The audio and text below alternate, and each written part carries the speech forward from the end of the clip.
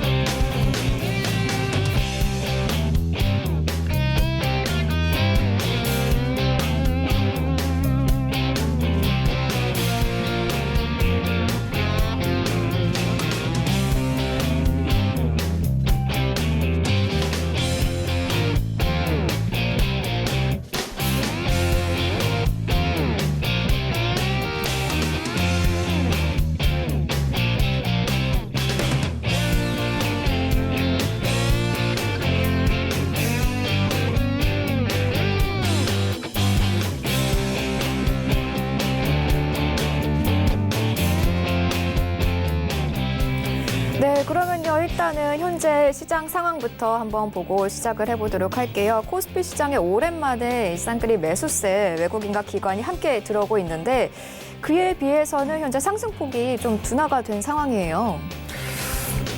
지금 상황으로 보게 된다라면 사실 투자자분들이 이런 지수한 흐름들을 생각하지는 않으셨을 거예요. 잠깐 좀 차트를 좀 보면서 말씀을 좀 드려보도록 하겠는데요.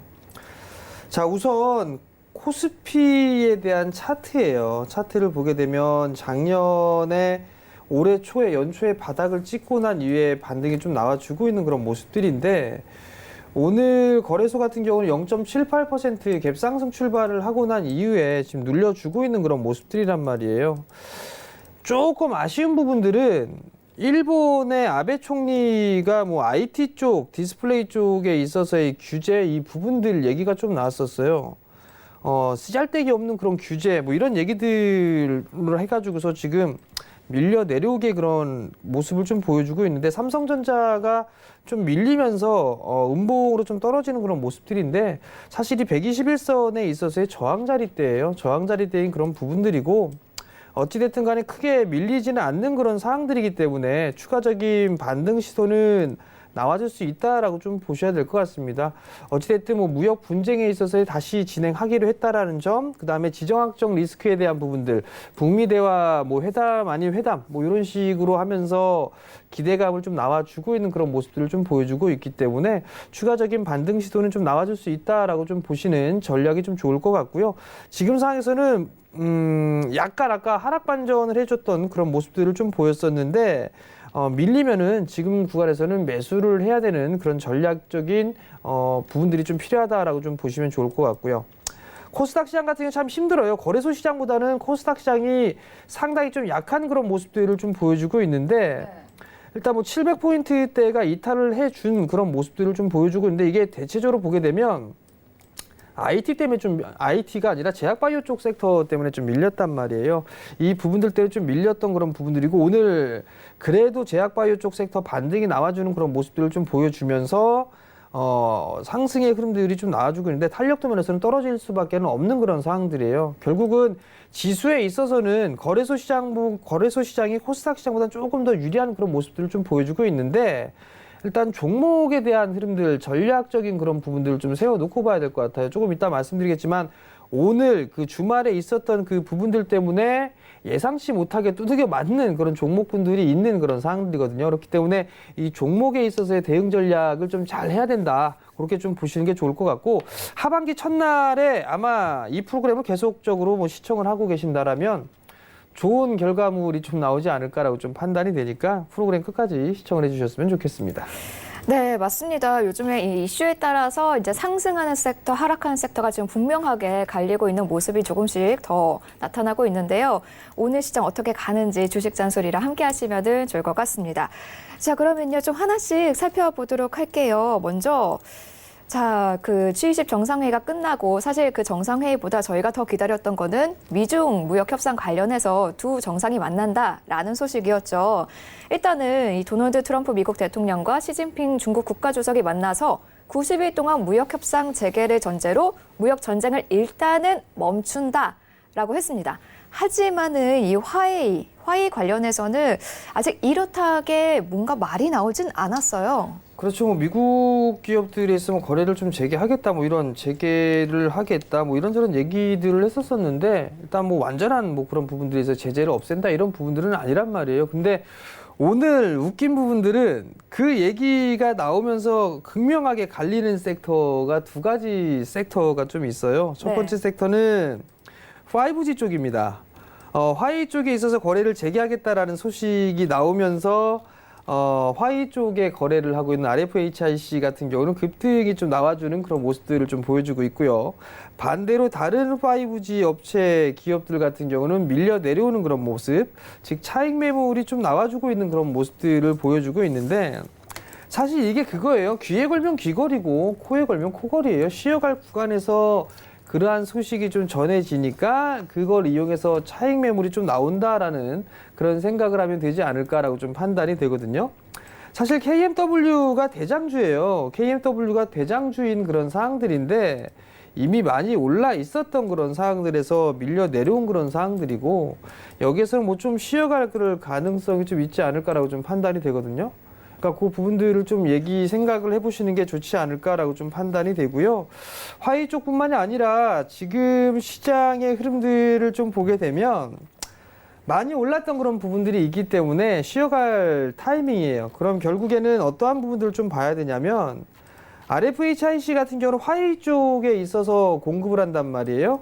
기술력이 좀 상당히 좋은 그런 사항들이에요. 근데 지금 자리대에서 따라 들어가는 전략은 옳지는 않다라고 좀 판단을 하고 있거든요.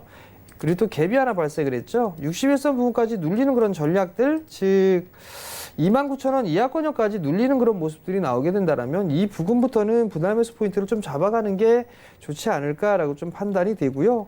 그다음에 KMW 같은 경우 많이 올랐어요. 그렇기 때문에 전저점 자리대를 깨지는 모습들이 좀 나오게 된다면 3만 원대 초반 자리대까지도 일단 눌러줄 수 있다라는 부분들에 좀 포커스를 맞춰야 될 것 같아요. 결국 37,000원 자리대를 지지를 해주느냐 이 부분들을 좀 보셔야 될 것 같고요.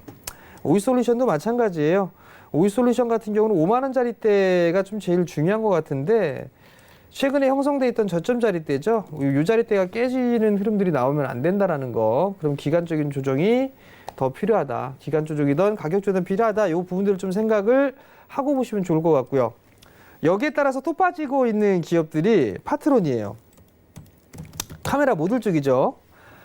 많이 빠지고 있습니다. 근데 이게 많이 올랐던 그런 부분들이 있어서 빠지는 그런 사항들이란 말이에요. 뭐 화웨이 쪽에 있어 제재를 한다? 그러면은 삼성 쪽에 휴대폰이 많이 판매가 될 것이다라는 그런 기대감, 그런 기대감으로 인해서 파트론, 그 삼성의 1차 벤더인 파트론과 파워로직스도 좀 오늘 차익 매물이 좀 나와주고 있죠. 그런 기업들이 수혜를 좀 받을 거다라는 전망이 있었단 말이에요. 근데 어찌됐든 간에 이 휴대폰 판매나 이런 부분들에 있어서 수혜를 좀 받을 수 있는 그런 사항이지만 올해에 대한 실적이나 이런 부분은 여전히 좀 좋은 그런 사항들이에요. 다만 이제 많이 올라왔던 그런 부분들이 있었기 때문에 차익 매물이 나온다라고 좀 보셔도 좋을 것 같거든요. 그러면은 지금 자리대에서 파트론이라든가 아니면 파워로직스 뭐 이런 기업들을 따라 들어가기에는 좀 부담스러운 그런 요인이 있어요. 물론 61선에 있어서의 지지를 해주는 그런 모습들이 있기 때문에 지금 낙폭과대를 활용해서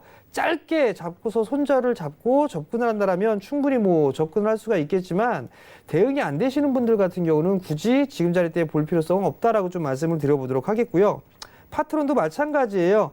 사실 21선에 있어서의 조정을 좀 받았었죠. 그러다가 지금 61선에 있어서의 지지를 받느냐 받지 않느냐란 말이에요. 그러면 61선 자리대가 약간 15,000원대 중후반권역이니까 이 자리대에 매수 포인트를 잡아놓고 61선이 종가상 깨지는 흐름들이 나오게 되면 깔끔하게 인정을 해주고 나오는 전략. 원체 2분기 실적 좋고 3분기 때도 좀 좋지 않을까라고 좀 예상이 되고 있으니까 그러한 전략을 좀 활용하면 좋지 않을까라고 좀 판단이 되고요. 어찌됐든 간에 시장에 있어서는 이들 종목군들이 대장주였었어요. 그러니까 요 부분들을 함께 보시면서 만약에 빠지게 된다라면 반대급부적인 새롭게 생겨나는 섹터가 좀 보일 거예요. 그럼 그러한 쪽 섹터 쪽으로 집중을 해나가는 그런 두 가지 전략을 좀 세우면 좋을 것 같습니다. 예, 두 가지 전략 자, 참고하시면서 한번 시장 어떻게 흘러가는지 보시면 좋을 것 같습니다. 자, 그리고 주말 동안에 또 하나 아주 놀라웠던 소식이 있죠. 남북미의 이 정상들이 판문점에서 이 깜짝 만남이 성사가 됐습니다. 원래는 뭐 잠깐 얘기를 나눌 것이다라고 했는데 1시간 가까이 얘기를 나눠서 뭐 거의 사실상 3차 북미회담이다라는 얘기까지 나오고 있어요. 사실 그래서 어제도 저도 뉴스를 보면서 내일 남북 경협주 관련해서 뭔가 움직임이 크지 않을까라는 생각을 했는데 역시나 오늘 남북 경협주 관련한 종목들 굉장히 잘 움직이고 있습니다. 하지만 이게 어디까지 가야 될지 이게 많이 예전에 샀다가 낮은 가격에서 손실률 크신 분들 굉장히 많을 텐데 지금 정리를 해야 되는 건지 이게 많이 궁금하실 것 같아요. 결론적으로 말씀을 드리면 테마주예요. 테마주. 단기간에 나올 수 있는 그런 부분들은 아니기 때문에 또다시 말씀을 드립니다만 반등 시에는 매도 관점으로 좀 보셔야 된다는 게 맞다라고 좀 보고 있어요. 정말 대를 이어서 투자를 하겠다라고 하게 된다라면 그럼 나 주식 물려주겠다 한다라면 제일 수혜를 받을 수 있는 게 현대그룹주라는 부분들을 좀 말씀을 드렸을 거예요. 정말 길게 하실 분들이라면 뭐 가져가셔도 되겠지만 아닌 기업들 같은 경우는 일단 반등 시 매도 의견의 그 부분들은 변함은 없는 그런 상황들이에요. 다만 여기에 있어서의 그 뭐 철도주, 대북 송전주, 가스관, 농업, 개성공단, 자원개발, 기타 등등의 관련주들이 좀 되게 많을 거예요. 일단은 이들 종목군들 중에서도 옥석 가리기를 좀 해야 된다라는 거. 철도 관련주 중에서는 대아TI가 일단은 대장이었었어요, 과거에. 근데 이 자리대를 5,000원 자리대를 다행히 깨지는 않았어요. 만약에 요거 깨는 흐름들이 나오게 된다라면 아마 시세는 완전하게 끝난다라고 좀 보셔야 될 것 같아요. 근데 이제 어찌됐든 간에 기술적인 하락에 있어서의 반등이다라고 좀 보시는 게 좋지 않을까라고 좀 판단이 되고요. 이러한 반등은 조금 더 이어질 가능성은 좀 있어 보입니다. 일단 북미대의 물꼬를 좀 튼 상황이기 때문에 조금 더 흐름들이 나올 수 있다. 다만 같은 섹터에 놓고 있는 그런 종목군들 중에서도 치고 올라가는 그런 종목군들이 있어요. 동아지질 같은 경우는 차트의 모양새가 틀리죠. 이미 신고가를 좀 기록을 해놓은 그런 상황이란 말이에요. 그러면 이들 기업들, 즉 동아지질 같은 경우는 대북 관련의 이슈 이 부분뿐만 아니라 다른 이슈나 이런 부분들이 아마 개별적으로 좀 생긴 것 같습니다. 그렇기 때문에 이 부분들은 띄워놓고 다르게 좀 봐야 된다라는 그런 부분들을 알고 계셨으면 좋겠고요. 어찌됐든 간에 대북주들 같은 경우에 모습들은 다 비슷비슷한 그런 모습이에요. 그렇기 때문에 추격 매수는 옳지 않다라고 좀 보여지고 있고요. 뭐 재룡전기 대북 송전주라든가 이런 종목군들도 마찬가지예요. 역별권역이죠. 그렇기 때문에 뭐 기술적인 반등 수준이다. 농업 관련주들도 마찬가지예요. 농우바이오, 남해화학, 뭐 동양물산, 조비 뭐 이런 기업들이 있는데요. 그나마 차트의 모양새는 좀 괜찮은 그런 모습들을 좀 보여주고 있는데 조금 더 반등 여력은 좀 있지 않을까라고 좀 판단이 됩니다. 왜냐하면 비료나 이런 농업 관련주들 같은 경우는 뭐 인도적인 관점에서 비료를 지원해 준다든가 뭐 이런 부분들이 있겠죠. 그런 그러한 부분들을 놓고 봤을 때 농업 관련주들은 좀 괜찮아 보이는 그런 부분들이 있고요. 개성공단 같은 경우도 이제 슬슬 살아나는 그런 모양새인데 이거는 트럼프 대통령의 결단? 미국 쪽에서의 결단이 좀 중요하지 않을까라고 좀 판단이 돼요. 제재 부분들을 풀 생각은 없다라고 얘기를 했단 말이에요. 근데 이게 포괄적인 협상을 다시 탑다운 방식으로 포괄적인 협상을 진행하겠다라고 좀 얘기가 나왔단 말이에요. 근데 그런 과정에서 좀 잘 진행이 된다라면 제재에 대한 부분을 좀 풀어준다. 그렇게 된다라면 개성공단에 입주를 해어 있는 이런 기업들에게는 가장 수혜가 크지 않을까라고 좀 판단이 되는데 차트의 모양새로만 놓고 봤을 때는 철도라든가 뭐 가스관, 대북 송전, 자원개발 뭐 이런 기업들보다도 오히려 개성공단 관련주들의 차트의 모양새는 더 좋아 보입니다. 일단 뭐 기술적인 흐름들로만 놓고 봤을 때 그러니까 개성공단 관련주들은 조금 더 기대를 좀 해봐도 좋지 않을까라고 좀 판단이 되고요.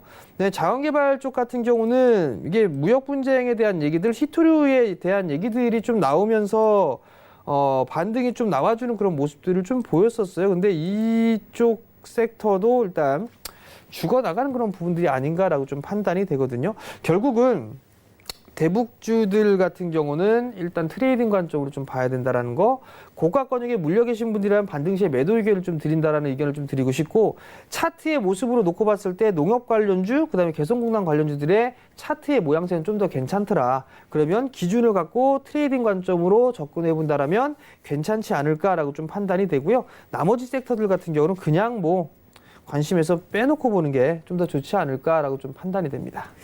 네, 이 대북 경협주 관련해서 마음고생 아마 많은 분들이 많이 하셨을 것 같은데요. 일단은 이슈가 터졌으니까요. 한 번의 기회가 찾아왔다고 보여집니다. 한번 고민해 보시면서 오늘 시장 잘 따라가 보시면서 궁금한 점 있으시면은 샵 4989번 혹은 02-3153-2611번, 2612번으로 종목 상담 신청해 주시면 저희가 멘토님께서 직접 상담 도와드리도록 하겠습니다. 자, 그리고요. 오늘 조금 눈에 띄는 종목이 저는 그 HLB가 사실 지난주에 여러 가지 이제 악재 때문에 떨어지는 모습이 많이 보였었는데 오늘 상승하더라고요. 근데 관련해서 보니까 아마 바이오주라는 게 심리감 때문에 움직여서 그런지 어느 한 종목이 호재가 터지면은 다 같이 움직이는데 유한양행에 있어서 굉장한 호재가 또 터졌습니다. 초대형 기술 수출이 이뤄냈다라는 소식이었는데 유한양행이 올해 들어서 여러 가지로 좋은 소식이 굉장히 많이 들어오고 있어요. 임상시험 허가 소식부터 기술 수출 계약 소식까지. 자, 그럼 바이오주 어쨌든 심리적으로 이해해서 계속해서 어느 정도 상승세 어디까지 좀 봐도 될까요? 사실 이게 제약바이오 쪽 섹터가 귀에 걸면 귀걸이고 코에 걸면 코걸이예요, 사실. 네. 근데 이게 유한양행의 이 잭팟을 터뜨렸죠. 기술 수출에 대한 부분들 때문에 상승을 좀 해주는 그런 모습이었었고, 거기에 따라서 뭐 제약바이오 쪽에 있어서의 반등이 좀 나와주는 그런 모습들을 좀 보이고 있어요. 뭐 HLB 같은 경우도 다행히 오늘 같은 경우 뭐 개파락 출발을 했지만 상승으로 반전하면서 급등이 좀 나와주는 그런 모습들을 좀 보였었는데, 사실 이 제약바이오 쪽이 이거 그런 것 같아요. 임상의 성패 여부에 따라서 주가도 좀 좌지우지 되지 않나라고 좀 판단이 되는데요. 사실 이게 이러한 흐름들을 놓고 봤을 때는 참 이게 어떻게 보면 투기가 아닌가라는 그런 생각이 좀 들 때가 있습니다. 물론 정말 긴 관점으로 뭐 3개월, 6개월이 아니라 그 임상에 대한 과정을 보면서 확인을 하고 하면서 뭐 10년, 뭐 5년 이런 식으로 장기 투자를 하시는 분들 같은 경우라면 이런 과정에서 어떻게 뭐 적절하게 좀 대응을 할 수가 있겠죠.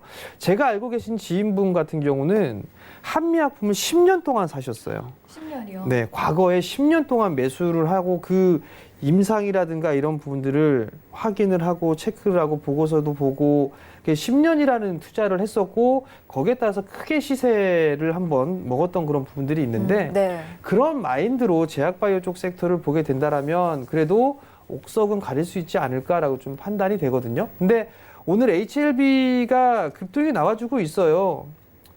사실 이 급등이 나와주고 있는데 여기가 바닥일까 아닐까 사실 모르겠습니다. 근데 어찌됐든 반등이 나와주고 있는 그런 모습들을 좀 보여주고 있는 그런 상황인데 반등 대량 거래 터진 부분들이 일단 이상적이에요. 상장 이래 가장 큰 거래량인 것 같거든요. 상장을 한 이래에. 그러면 이 저점을 깨는 모습들이 나오게 되면 일단 안 된다라는 거. 28,500원짜리대가 일단 필히 지지를 해줘야 된다라는 거. 그리고 가급적이면 이 하한가였었죠. 금요일 날 종가 자리대. 이 자리대가 약 한 35,300원이에요. 35,300원이니까 이 자리대를 1차적인 지지 라인대로 보고 이 자리대 깨면 또 일부 오늘 들어가요 보신 분들이라면 챙기는 전략이 좋지 않을까라고 좀 판단이 되고요. 어찌됐든 제약바이오 쪽에 있어서 이 훈풍이 좀 불었는데 사실 정부 쪽에서도 이 제약바이오 쪽을 제2의 반도체를 육성하겠다라는 그런 정책적인 그런 부분들이 있어요. 네. 그러면 그 부분들에 있어서의 가장 큰 수혜를 받을 수 있는 기업이 뭘까? 이 부분들을 고민해 볼 필요성이 있을 것 같거든요. 이렇게 하루하루에 연연해 하는 그런 부분들이 아니고 일단은 가장 큰 수혜를 받을 수 있는 그런 기업들. 결국은 제약바이오 쪽에서는 뭐 임상도 하고 계속 연구 개발을 해야 될 거란 말이에요. 그럼 그 연구 개발을 하는 부분들에 있어 정부 정책적인 부분들이 가미가 된다라고 하면 어떠한 기업을 사야 될까?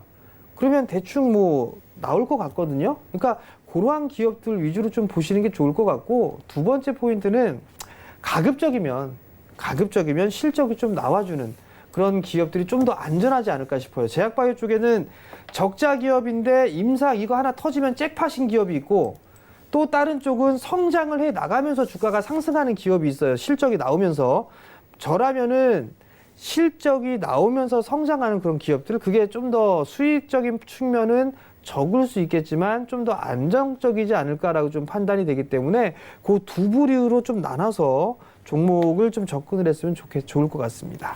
네, 지금 바이오를 제2의 반도체라고 표현해 주셨는데 그러면은 반도체 업종도 한번 잠시 살펴볼게요. 자, 일단은 주말 동안 일단은 좋은 소식들이 있었는데 또 일본이 반도체 OLED 부품 관련해서 한국에 수출을 규제한다. 라는 좀 악재라면 악재가 들려오고 있습니다. 뭐 경제 보복이다라는 말까지 나오고 있는 상황인데 일단 수혜주도 있고 타격을 받는 업체도 있는 것 같아요. 타격을 입는 기업들 같은 경우는 삼성전자하고 SK 하이닉스가 직접적인 타격을 좀 받을 수가 있겠죠. 반도체에 있어서 필수적인 소재나 이 가스 부분들을 막겠다라는 그런 부분들이죠. 참 짜증나요. 그 아베 뭐 이런 얘기를 하면 되는지 모르겠지만 네. 뭐 별 쪼잔하게 그런 거 갖다가 얘기를 하고 그래요. 참 짜증나게. 왜 그러는지 모르겠는데 일단 규제를 하겠대요. 제일 큰 반도체 전 세계에서 반도체가 나와주고 있는데 그 시장 점유율 세 번째 간당간당한 그 기업을 했다가 뭘 하려고 좀 모르는지 모르겠습니다만 일단 뭐 정책적인 부분들 이 부분이 아니라 사회적인 그런 부분들 갖다가 이 기업들이 정책적인 이런 부분들 갖다가 하는 그런 모습들은 그다지 좋지는 않아 보입니다. 그러면서 뭐 대북 그 북미 정상회담 뭐 하고 한국이 이렇게 같이 해서 뭐 했는데 뭐 재팬 패싱이니 뭐니 이런 얘기들 나오는데 하는 짓거리가 꼭 그렇게 만들어요. 꼭 그렇게 하게끔. 제가 봤을 때는 삼성전자와 SK 하이닉스 그 기존에 보유하고 있는 게 한 달 정도치라는 얘기들을 하거든요. 거기에 따라서 가스에 대한 부분들 지금 오늘 같은 경우 보게 되면 뭐 수혜주다라고 했던 게 뭐 후성이나 동진세미캠 이런 기업들이 급등이 나와주고 있는데 오늘 리포트가 하나 나온 게 있어요. 일본에 있어서의 규제는 장기적으로 봤을 때는 한국 그 장비 업체들에게는 호재가 될 것이다. 뭐 이런 얘기도 있는데 저도 맞다고 봅니다. 뭐 평생 뭐 일본 쪽에 기댈 수밖에 없는 그런 상황들이고 과거의 흐름들을 보더라도 뭐 조선 쪽에 가장 최강자였었던 일본이 우리나라 쪽에 넘어왔었죠. 반도체도 마찬가지예요. 반도체 쪽도 마찬가지로 한국에 있어서는 가장 큰 그런 시장이고 디스플레이 쪽 일본하고 잽이가 안 되죠. 재팬 디스플레이 뭐 할 게 뭐 있다고 시장 점유율 뭐 올라갈 게 있다고 뭐 그런지는 모르겠습니다만 일단 아베 총리죠. 삐진 것 같아요. 뭐 기분 상한 것 같은데 그냥 기분 풀고 뭐 제재나 뭐 이런 부분들 필요 없이 그냥 말로 좀 해주고 그렇게 좀 타협적인 그런 부분들로 했으면 좋지 않을까라고 좀 판단이 되고 아직 이게 확정되어 있는 그런 부분들은 아니에요. 그래서 IT 쪽 업계에 있어서는 좀 예의주시하고 있다라고 좀 얘기가 나와주고 있는데 이 부분들이 직접적으로 규제가 가기보다는 그래도 일단 원만하게 좀 타협을 좀 했으면 좋겠습니다. 네, 일본에서 들려온 이 규제 소식 단편적으로 봤을 때는 악재라고 볼 수도 있겠지만은 사실상 그 속을 들여다보면 긍정적으로 작용을 할 수도 있다라는 의견 주셨습니다. 자, 그러면은 비슷하게 중국 쪽으로 또 한번 가볼게요. 중국이 전자상거래법 개정안을 시행한다 올 들어서 1월 1일에 했었는데 이때까지만 해도 이게 악재인가라는 우려감이 정말 컸었거든요. 그런데 오히려 면세업계에서는 1월, 2월, 3월 계속 최대 매출을 기록했고 3월에는 2조 원을 처음으로 돌파했다고 합니다. 그러면은 면세업계 혹은 화장품주 모두 전자상거래법 개정안과 관련해서는 좀 영향이 없다. 오히려 이제 반등이 왔다라고 봐도 될까요? 일단은 그 반등 구간이 좀 나와줄 수도 있는 그런 상황들이에요. 근데 여기서 좀 봐야 될 부분들은 단적으로 놓고 봤을 때 네. 반등의 폭이 워낙 작아요. 작아요. 네. 그러면 기술적 반등이구나. 뭐 그 정도로만 좀 생각을 하면 좋을 것 같거든요. 이게 뭐 다시 뭐 전자상거래법에 있어서 호재다. 뭐 된다고 해서 뭐 화장품 섹터가 주도 섹터가 된다? 절대 그런 일은 없습니다.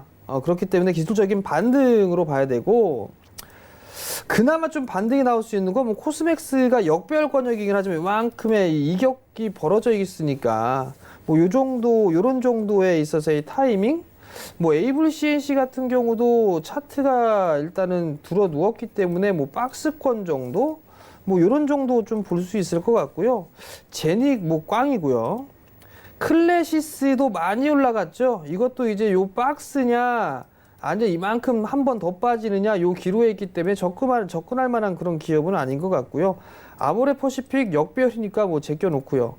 LG 생활건강이 그나마 좀 괜찮은 그런 부분들이 있으나 이 친구 혼자 간다고 해서 주도주가 된다?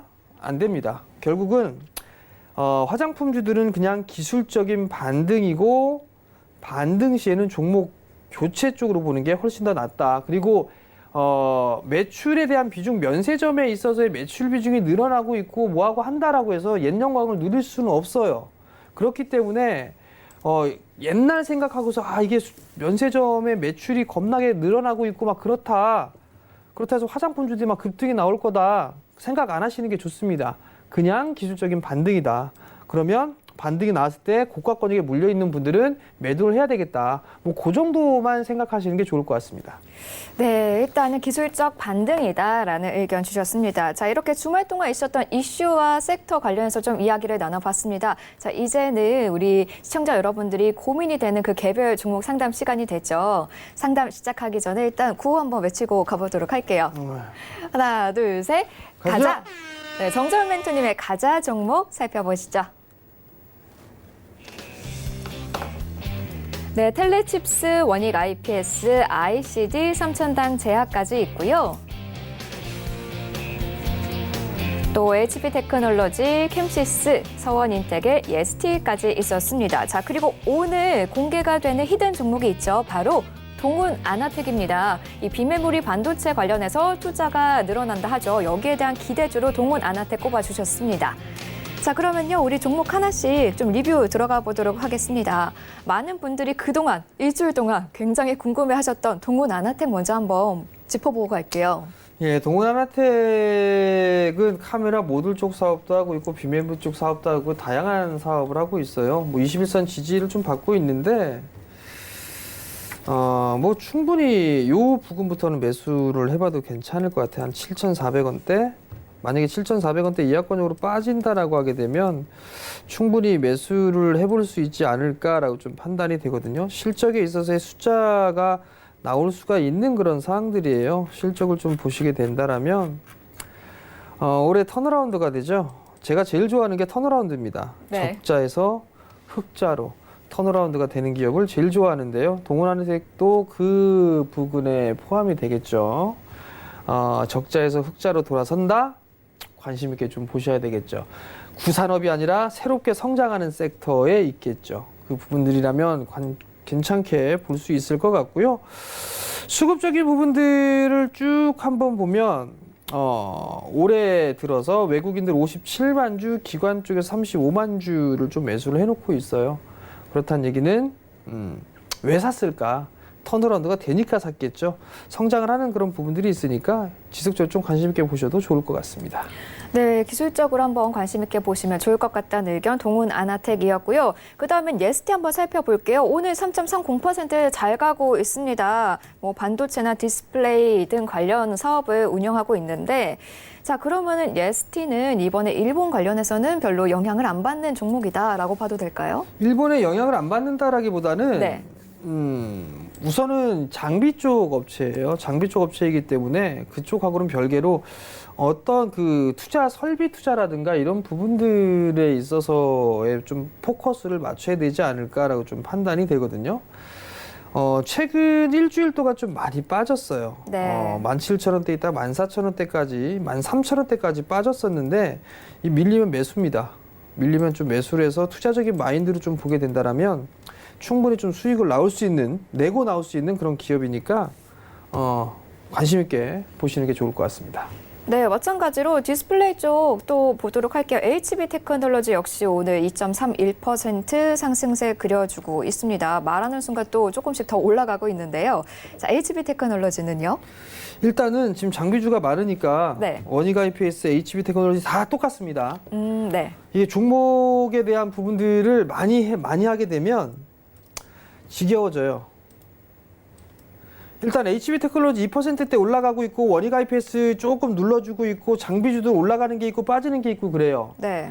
누차 말씀드립니다만 올라갈 종목을 사셔야겠죠. 파트론이나 파워로직스 샀으면 위에서 샀으면 아마 물렸을 거예요. 향후에 올라갈 것들을 사세요. 올라갈 것들을. 그 부분들이 제가 가자 포트를 통해서 여러분들께 좀 말씀을 드리고 있죠.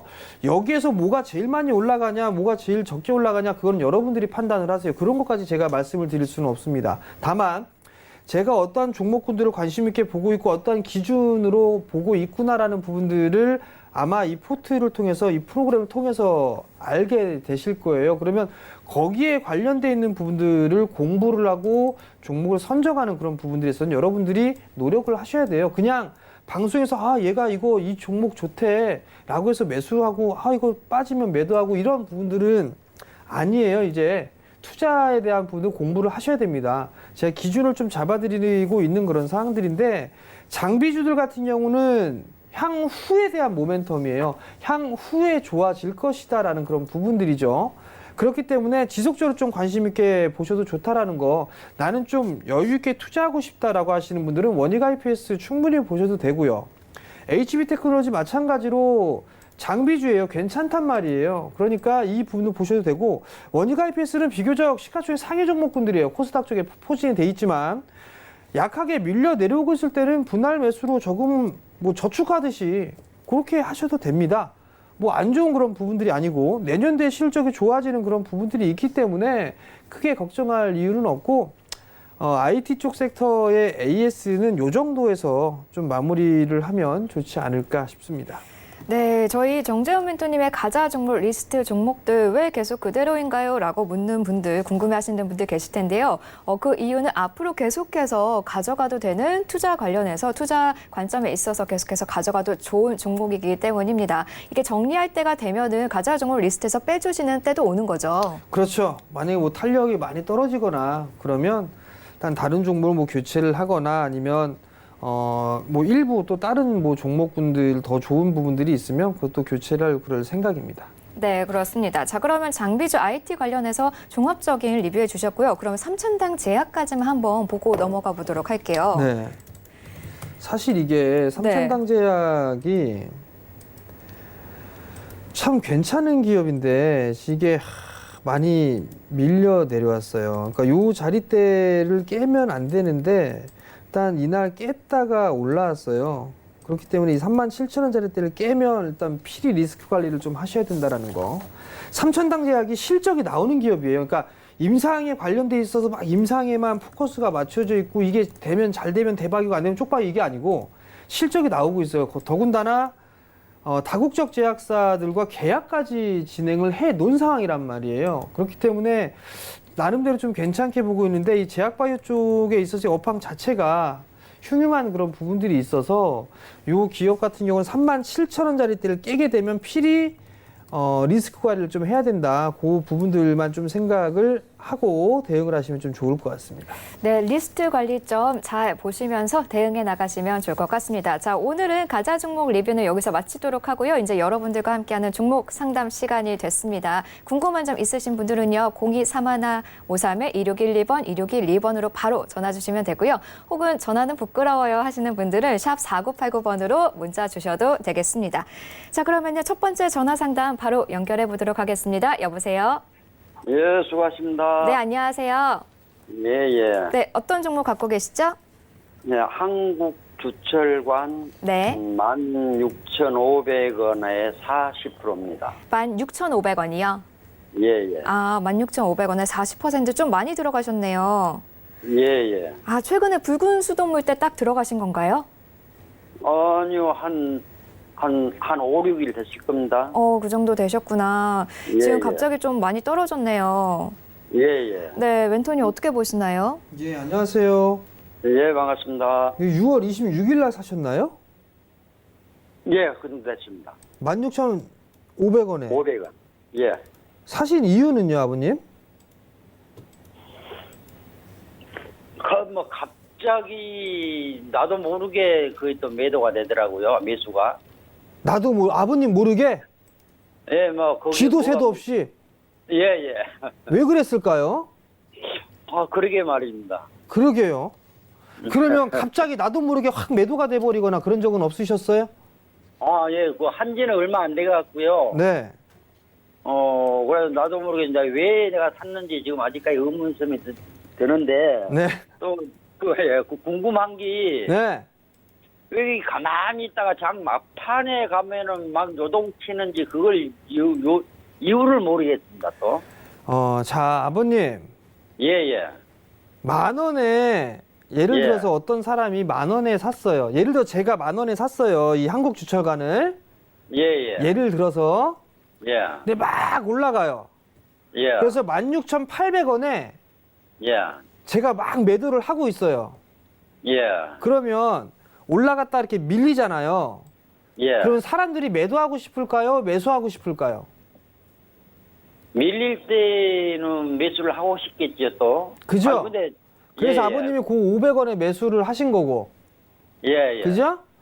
근데 산 사람들이 계속 매도가 나와요. 그러니까 윗꼬리가 나오고 변동성이 커지는 거겠죠. 예, 예. 그죠? 그러니까 결국은 윗꼬리를 달고 내려온다는 얘기는 차익 예. 욕구가 있기 때문에 차익을 하려고 하는 사람이 많기 때문에 윗꼬리가 달리는 거예요. 예. 그러니까 변동성이 커지는 거고, 예. 그리고 나서 그 다음 날로 넘어갔어요. 그 예. 다음 날로 넘어갔는데 윗꼬리 또 달았고, 그 다음 날에 또 아버님 매수가 위로 올라갔다가 또 빠졌단 말이에요. 예, 예. 그죠? 그때는 예. 아, 이때 수익이 나니까 이제 쫙 하고 올라가겠지라고 생각을 하셨을 거고. 그죠? 예, 그렇지요. 네. 근데 결국은 빠졌단 말이에요. 예. 그리고 오늘 또 빠지고 있고요. 그죠? 예, 예. 그럼 아버님 이거 얼마에 매도를 하실 생각으로 이 16,500원에 사셨어요? 그래도 조금 좀 이익 좀 보려고 일단은 샀겠지요. 그죠? 아버님 예, 예. 주식 투자하신 지 얼마 안 되시죠? 예, 예. 이런 거 주식 하시면 아버님 그 지금 투자하고 계신 돈 있잖아요. 예, 예. 그거 아마 눈 깜짝할 사이에 없어질 거예요. 예, 아마 지금 그리 되지 싶은데, 네. 아니, 텔레비 방송 보면서, 저럴 때는 사면 안 된다, 저럴 때는 사야 된다라는 걸 알고 있으면서도 갑자기 그리 되더라고요. 그죠? 그래서 앞으로 이제, 예, 앞으로의 전망이 어떤가 싶어갖고 좀 궁금한데. 이게 손가락이 예, 예. 사지 말아야 되는데 이게 까딱까딱까딱까딱 움직이죠. 나도 예. 모르게 이렇게. 그죠? 예, 예. 그러니까 그거 하시면 안 되고요. 예. 추가 매수하지 마세요, 아버님. 예, 절대 안 합니다. 13,500원 깨지면 리스크 관리 하시고요. 예, 예. 13,500원. 예, 예. 반등이 나오게 되면 이게 제가 봤을 예. 때는요. 예. 거래량의 모습으로 봤을 때는 한번 매도를 하고 나올 수 있는 그 기회가 있을 거예요. 예, 예. 그리고 이게 지금 붉은 수돗물 관련해서 얘기가 나왔는데 예. 이게 아마 한국수철관이 수혜주가 좀 되지 않을까 싶어요. 예. 그러면 이 기업도 올라가는 그런 모습들이 나와서 아마 예. 수익은 조금 주고 챙기고 나올 수가 있을 것 같아요. 예. 그러니까 조금 더 보유를 하시되 예. 13,500원 깨지면 무조건 손절하시고요. 예, 예. 만약에 반등이 나온다 하게 된다라면 17,000원 정도대에서는 예. 절반 정도 챙겨 놓으세요. 아버님 매수 단가가 너무 높아서 예, 예. 이걸 크게 잡아드릴 수가 없어요, 아버님. 예, 예. 17,000원 정도 오게 되면 절반 이상 챙겨 놓으시고 나머지만 뭐 한 2만 원 정도나 18,000원? 예, 예. 한 19,000원? 예. 그 정도까지만 좀 보세요. 아, 그리고 이렇게 거래하시면 안 돼요, 아버님. 예, 알겠습니다. 예, 성공 투자하시고요. 네, 오늘 전화 예, 감사합니다. 감사합니다. 자, 다음은요. 문자 상담으로 넘어가 보도록 하겠습니다. 2080번님이 동양철광 2,500원에 30% 향후 전망 부탁드립니다라고 해주셨어요. 자, 동양철관도 남북 경협으로 분류가 돼가지고 2월에 한번 급락이 나왔었고, 근데 최근에 일단은 붉은 수돗물 관련해서 그때 가격까지 온 것 같은데 이분은 2,500원 훨씬 더 높은 가격에 사셨어요. 네, 매수가까지 올려면 한참 걸릴 것 같은데요. 그렇죠. 네. 이게 테마가 한참 걸릴 것 같은데 단 며칠 만에도 올라올 수 있는 그런 부분들인데 동양철강 같은 경우 보면 과거에 대북 테마로 나왔었어요.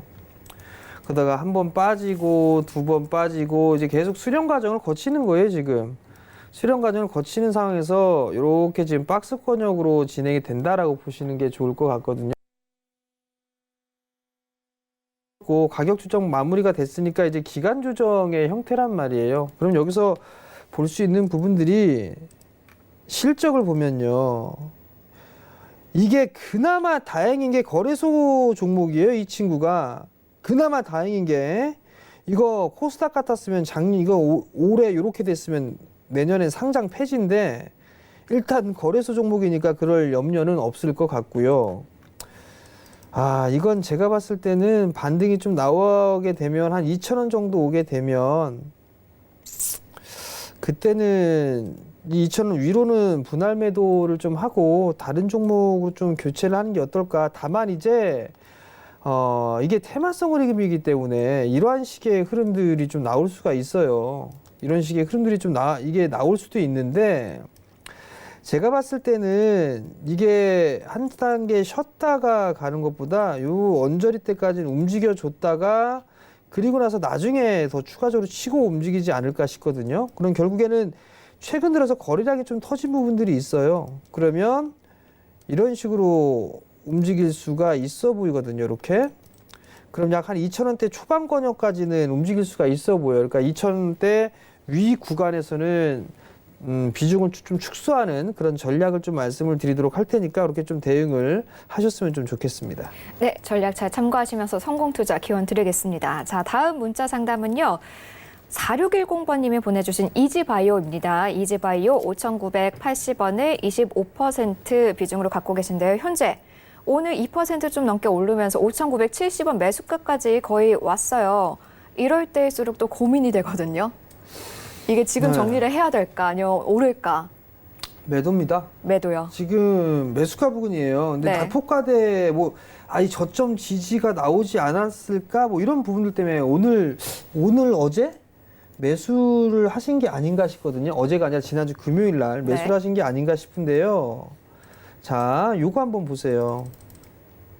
역배열 구간에 있었을 때는 이 역배열 구간에 있었을 때는 올라가는 시간이 좀 상당히 오래 걸려요. 정배열 구간에 있어야 저점을 높여주는 그런 모습들이 있어야 고점까지 높이면서 움직인단 말이죠. 근데 지금은 역배열 구간이에요. 역배열 구간이기 때문에 상당히 오랜 시간이 걸릴 수밖에 없습니다. 나 장기 투자하려고 이거 샀는데? 라고 물어보실 수도 있을 것 같은데 장기 투자하실 거면 이 종목 말고 살 주식이 겁나게 많습니다. 그렇기 때문에 이건 기술적인 반등이기 때문에 손실이 아닌 그런 사항들이니까 그냥 매도하고 다른 종목으로 좀 교체를 해보자라는 의견 좀 드리도록 하겠습니다. 네, 매도하고 종목 교체 의견 주셨습니다. 자, 다음도 빨리 넘어가 보도록 할게요. 0796번님이 풍국주정 21,900원에 20% 비중으로 갖고 계십니다. 자, 일단은 지난주에 좀 크게 긴 꼬리 그리면서 결국에는 하락세로 조금씩 내려오는 모습으로 일단은 단편적으로는 그렇게 볼 수 있는데요. 잘 보죠? 이렇게 눈 부릅뜨고서 네. 보긴 하는데 대량 거래 터진 게 조금 찝찝해요. 네. 지난주 목요일이었었죠. 이날 대량 거래 터진 게 조금 찝찝한데 요거 깨지면 안 될 것 같아요. 19,000원. 19,500원이네요. 이 19,500원이 깨지면 안 좋을 것 같거든요. 일단 21,800원, 21,900원에 매수를 하셨는데 일단 매수 포인트가 잘 매수했다, 매수했다 이걸 떠나서 요 부근에 만약에 매수를 했다라면 잘못하신 것 같아요. 일단은 저항 자리대를 넘어가는 걸 보고 매수를 했다라고 했을 때 이걸 이탈했다라면 바로 대응을 하셨어야 되는데 그걸 안 하신 것 같고 그 다음 날에도 올라갔었어요. 10% 가까이. 근데도 이거를 대응을 안 하셨단 말이죠. 19,500원 자리대가 깨지게 되면 아마 이거 18,000원대 61선까지는 다시 빠질 거예요. 그리고 두 번째 21선과 61선이 골든크로스가 발생을 하게 되면 조정이 한 번쯤은 나와요. 그렇기 때문에 이게 많이 빠지면 1,700원대까지도 17,000원대까지 다시 눌려줄 수도 있어 보이거든요. 결국은 만약 그렇게 된다면 이게 크게 쌍봉으로 나올 수도 있어요. 이렇게.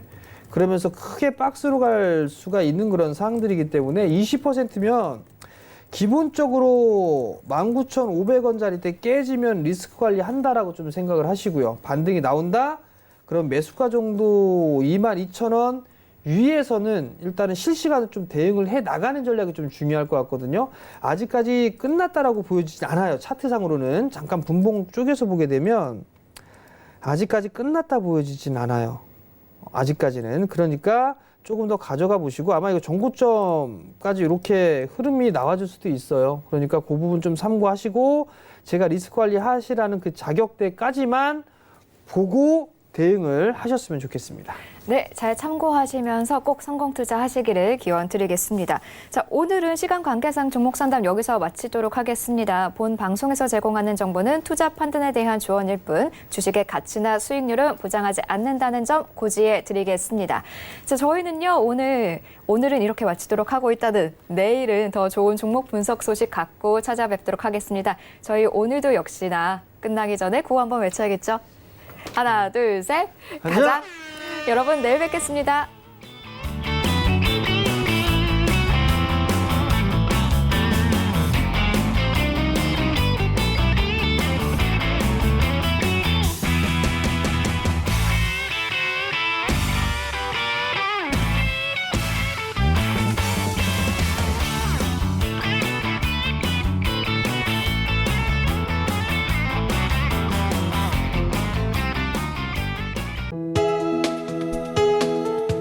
방송에서 제공하는 투자 정보는 투자 판단에 대한 조언입니다.